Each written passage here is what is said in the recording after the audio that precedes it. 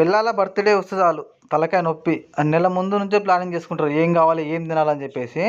So మా missus కూడా అలాగే నన్ను ఎంత సతాయించిందంటే అంత సతాయించింది. చివరికి నన్ను తీసుకెళ్ళి కరాచీ బేకరీ ముందు నిలబెట్టింది అని కేక్ కొనిమని చెప్పేసి అన్నది. సరే పోనీలే అని చెప్పేసి సంవత్సరానికి వచ్చే బర్త్డే కదా అని చెప్పేసి కేక్ కొనేందుకు రెడీ అయిపోయినాను. సో లాస్ట్కి వచ్చేసరికి కరాచీ బేకరీలో బటర్ స్కాచ్ కేక్ ఆర్డర్ పెట్టినాము. అలా తీసుకున్న తర్వాత అలా ఒక బేకరీ ఒక చిన్న రౌండ్ వేసినాను. బటర్ స్కాచ్ టేస్ట్ ఎలా ఉందో చూద్దామని చెప్పేసి ఒక చిన్న పీస్ తీసుకున్నామన్నా, ఒక పేస్ట్ తీసుకొని టేస్ట్ చేసినాము. కరాచీ బేకరీకి మనం పేరు పెట్టాల్సిన అవసరం లేదు. సో ఫైనల్గా కేక్ తీసేసుకున్నాం మేము. ఈ బర్త్డే రావడం ఏందో కానీ ఆ జేబులు ఖాళీ అవ్వడం ఖాయం. ఎందుకంటే కేక్ అంటారు, బట్టలు అంటారు, బయటికి వెళ్ళేసి బిర్యానీ అంటారు.